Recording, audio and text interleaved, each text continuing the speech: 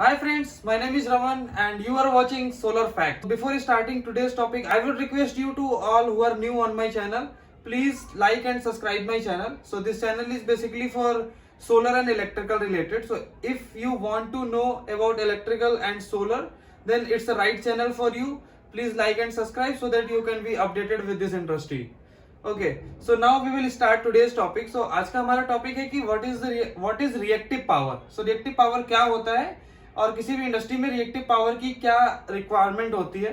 Second चीज आएगा कि उसमें हम डिस्कस करेंगे कि what is power factor. And third point आएगा कि किसी भी इंडस्ट्री पे अगर हम सोलर पावर प्लांट को इंस्टॉल कर देते हैं तो सोलर पावर प्लांट के इंस्टॉल करने की वजह से हमारे इंडस्ट्री का जो पावर फैक्टर क्यों डिस्टर्ब हो जाता है, पुअर पावर फैक्टर क्यों हो जाता है सोलर लगाने के बाद. तो बेसिकली इलेक्ट्रिकल पावर सिस्टम में there are two type of powers. One is active power and another is reactive power. So active power basically it is called as true power also. हम इसको true power भी कहते हैं.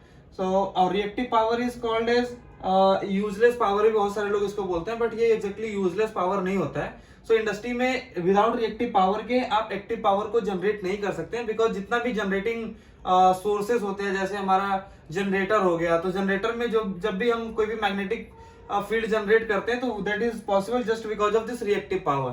सो reactive power is not exactly useless power. बहुत importance है हमारे AC circuits में, AC power transmission line में हमारा बहुत इंपॉर्टेंस रखता है. सो अभी हम क्या करेंगे कि इसको थोड़ा सा और ब्रीफ देखने से पहले हम देखते हैं कि इलेक्ट्रिकल लोड्स क्या होते हैं. सो किसी भी एसी सर्किट्स में इलेक्ट्रिकल लोड जो होते हैं वो तीन तरीके के लोड होते हैं. एक होता है रजिस्टिव लोड, एक होता है कैपेसिटिव लोड और एक होता है इंडक्टिव लोड. सो रजिस्टिव लोड क्या होते हैं कि हमारे resistive load, inductive load and capacitive load.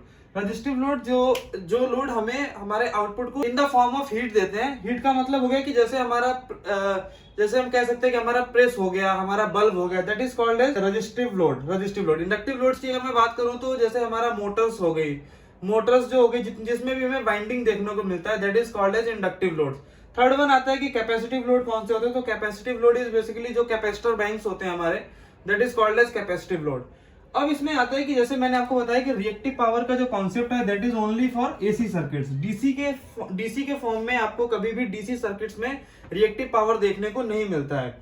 अब बात आएगी कि ये जो होता है resistive load, inductive load, capacitive load, ये लोड्स को किस तरीके से डिफाइन किया गया है. So basically resistive loads, inductive loads, capacitive load को मैं एक उसके हिसाब से आपको वोल्टेज और करंट के फॉर्म में मैं थोड़ा सा समझाने की कोशिश करूंगा.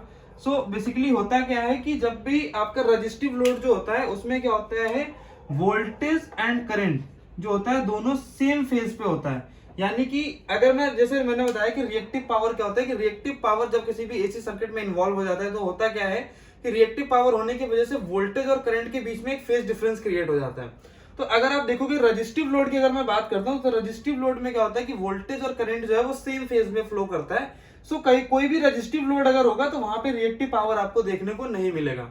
अब बात आता है inductive load and capacitive load. Inductive load जैसे मैंने बताया कि वाइंडिंग्स होती है, तो इंडक्टिव लोड्स में क्या होता है कि करंट जो होता है, द वैल्यू ऑफ करंट जो होता है वो हमेशा क्या करता है, लैग करता है वोल्टेज से 90 डिग्री पे. तो अगर कहीं पे भी इंडक्टिव लोड देखने को मिलता है तो इंडक्टिव लोड की प्रॉपर्टी क्या होती है कि इंडक्टिव लोड हमेशा लैगिंग पावर फैक्टर रखता है, क्योंकि करंट जो होता है हमारे वोल्टेज से 90 डिग्री लैग करता है.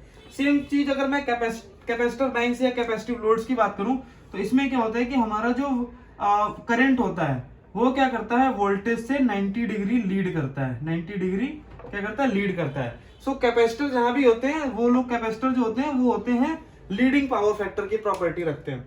अब बात आती है कि रिएक्टिव पावर जो हम यूज करते हैं किसी भी इंडस्ट्री में, उससे क्या होता है कि हमारे पावर फैक्टर पे बहुत बड़ा इंपैक्ट आता है. तो रिएक्टिव पावर क्या है कि जब हम रिएक्टिव पावर को यूज करते हैं किसी भी इंडस्ट्री में तो उसपे क्या होता है कि हमारे इंडस्ट्री का जो पावर फैक्टर है वो डिस्टर्ब होना शुरू हो जाता है. सो आइडियली क्या होता है कि हम जो भी गवर्नमेंट ऑर्गेनाइजेशन है या जो भी गवर्नमेंट हमें इलेक्ट्रिसिटी सप्लाई करती है, दे सेज कि आपका जो पावर फैक्टर होना चाहिए that closer to your one, यानी कि cos फाई की वैल्यू, पावर फैक्टर की वैल्यू जो है वो 1 होनी चाहिए. बट प्रैक्टिकली पॉसिबल नहीं है, बिकॉज किसी भी इंडस्ट्री में आप क्या करते हो कि इंडक्टिव लोड्स आप यूज करते ही करते हो, मशीन्स आप यूज करते हो, बाइंडिंग्स, मोटर्स, ये सब चीजें आप यूज करते हो. सो कहीं ना कहीं वो मोटर्स को चलाने के लिए आपको रिएक्टिव पावर की रिक्वायरमेंट होगी, और जैसे ही आप रिएक्टिव पावर यूज करोगे आपका पावर फैक्टर 1 रहेगा ही नहीं, आइडियली वो डिस्टर्ब हो जाएगा. सो अब बात आती है कि पावर फैक्टर क्या होता है. So basically power factor is को हम cos फाई से डिनोट करते हैं. पावर फैक्टर को cos फाई से डिनोट करते हैं और पावर फैक्टर की वैल्यू 0 to 1 के बीच में वेरी करती है। अब हमें क्या बोला गया कि गवर्नमेंट बोलता है कि आपका पावर फैक्टर, फैक्ट्री का पावर फैक्टर जो है ना वो क्लोज टू 1 होना चाहिए, 1 के आसपास होना चाहिए, 0.99 या 0.98। अब ये बात आती है कि अब हमारा पावर फैक्टर ट्रायंगल क्या होता है, दिस इज कॉल्ड एज हमारा पावर ट्रायंगल। आप अगर ये ट्रायंगल को देखेंगे, this is called our power triangle. इसमें 3 कंपोनेंट है। पहला है आपका रिएक्टिव पावर। रिएक्टिव पावर जो भी मशीन आपकी यूज हो रही होगी और कितना रिएक्टिव पावर वो ले रहा है, उसकी वो हम वहां से कैलकुलेट करेंगे कि रिएक्टिव पावर की वैल्यू क्या है।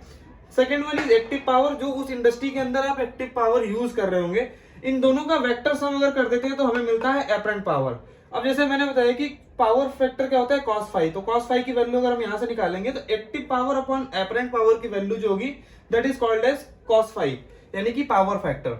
अब क्या है कि इंडस्ट्री में जैसे मैंने बताया ये पावर ट्रायंगल जो आप देख रहे हो, this is called as power triangle. अब यहाँ पे क्या है कि ये जो रिएक्टिव पावर है, this is called as reactive power, active power and apparent power. So अब क्या होगा, ये cos फाई की, ये फाई हो गया। अब cos फाई की वैल्यू मुझे क्या करनी है, मुझे पावर फैक्टर चाहिए 1। तो हमें पता है कि पावर फैक्टर 1 तभी हो सकता है, cos 0 की वैल्यू क्या होती है 1।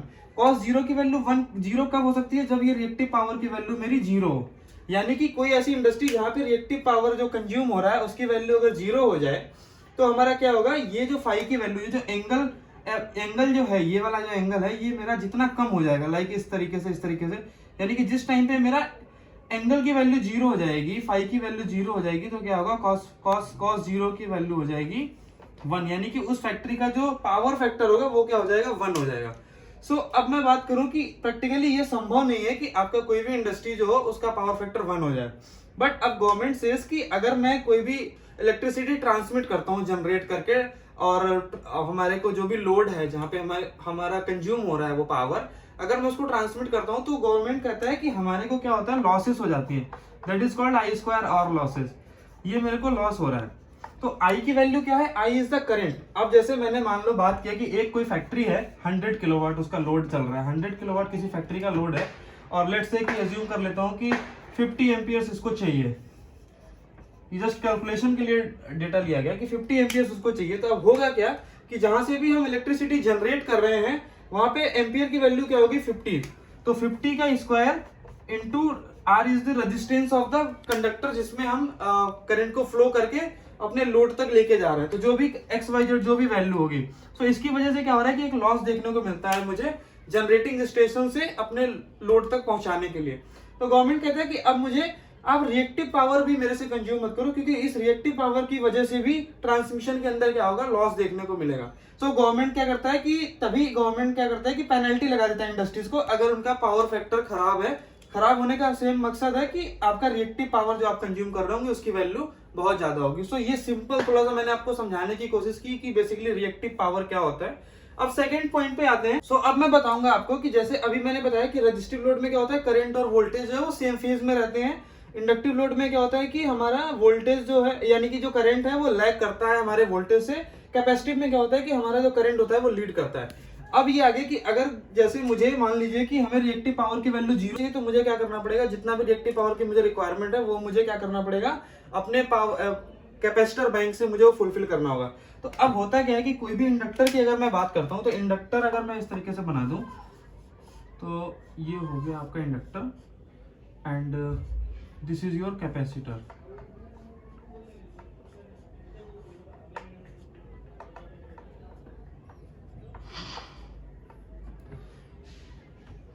अब यहाँ पे क्या हो रहा है कि ये मेरा इंडक्टर हो गया, ये कैपेसिटर हो गया। अब इंडक्टर को चलाने के लिए क्या होगा कि इंडक्टर क्या करता है कि लैगिंग रिएक्टिव पावर को क्या करता है, ये होल्ड करता है, क्योंकि करंट जो है वो लैग कर रहा है। तो इंडक्टर क्या करेगा, इंडक्टर स्टोर करेगा किसको, लैगिंग रिएक्टिव पावर को, और मेरा कैपेसिटर क्या करेगा, वो लीडिंग रिएक्टिव पावर को स्टोर करेगा। तो अब होगा क्या, अगर ये लीडिंग रिएक्टिव पावर को स्टोर करेगा तो डिलीवर क्या करेगा, लैगिंग रिएक्टिव पावर को। अब ये लैगिंग रिएक्टिव पावर को क्या करेगा, लैगिंग रिएक्टिव पावर को क्या करेगा, डिलीवर करेगा। अब लैगिंग रिएक्टिव पावर को रिक्वायरमेंट किसको है, इंडक्टर को क्या चाहिए, लैगिंग रिएक्टिव पावर ही चाहिए। तो अब मेरा कैपेसिटर बैंक करता क्या है, कैपेसिटर बैंक ये करता है कि जो इसको रिक्वायरमेंट थी ना रिएक्टिव पावर की, जो वो ग्रिड से ले रहा था, अब क्या करते हैं हम कैपेसिटर बैंक लगा देते हैं। कैपेसिटर बैंक क्या करता है, डिलीवर करेगा उसको रिएक्टिव पावर, और मेरे इंडक्टर को जो रिएक्टिव पावर की रिक्वायरमेंट ग्रिड से थी, अब वो ग्रिड से ना लेके हम उसको फीड कर देंगे कैपेसिटर बैंक से। और इस तरीके से हम क्या करते हैं कि हम जो ग्रिड से यूज हो रहा था मेरा रिएक्टिव पावर, उसकी वैल्यू जीरो करने की कोशिश करते हैं, सो दैट कि मेरे अगर इसी ट्रायंगल में अगर मैं बात करूं, अगर मेरे रिएक्टिव पावर की वैल्यू जीरो हो जाती है तो मेरा ये एंगल क्या होगा, फाई की वैल्यू क्या हो जाएगी, जीरो हो जाएगी, और कॉस जीरो की वैल्यू 1 हो जाएगी, और मेरा उस इंडस्ट्री का जो पावर फैक्टर होगा वो 1 हो जाएगा। सो दिस इज कि आप कैसे रिएक्टिव पावर को कंट्रोल कर सकते हो, रिएक्टिव पावर होता क्या है। अब बात करेंगे कि हमारे सोलर इंडस्ट्री में क्या होता है कि सोलर इंडस्ट्री में जैसे मान लीजिए किसी एक फैक्ट्री पे मैं मानता हूं कि ये मेरा उसका पावर ट्रायंगल है। This is reactive power, this is active power and this is apparent power, this is our apparent power. अब होगा क्या कि हमारा जितना भी सोलर सिस्टम होता है वो क्या करता है कि एक्टिव पावर ही देता है। जो इन्वर्टर्स होते हैं वो मेरे एक्टिव पावर देते हैं बाय डिफॉल्ट। तो अगर मैं बात करूं कि अगर मैंने किसी इंडस्ट्री पे एक्टिव वो सोलर लगा दिया तो क्या होगा, एक्टिव पावर जो भी मैं ग्रिड से ले रहा था, लेट्स से ये मेरा ग्रिड है, अभी मेरे इंडस्ट्री को ये ग्रिड से जा रहा था, तो अब मेरा क्या होगा कि जो भी पावर, ये जो आपका एक्टिव पावर जो ग्रिड से ले रहा था, अभी क्या हो गया कि मैंने यहाँ पे सोलर लगा दिया, सोलर पैनल्स लगा दिए, सोलर लगा के मैंने इसको क्या किया, फीड कर दिया। सोलर लगा के जब इसको फीड करूंगा तो सोलर मेरा क्या देगा, एक्टिव पावर देगा। तो एक्टिव पावर की वैल्यू होगी क्या एग्जैक्टली, एक्टिव पावर जो होगा वो ग्रिड साइड से जो एक्टिव पावर होगा वो क्या हो जाएगा, रिड्यूस हो जाएगा।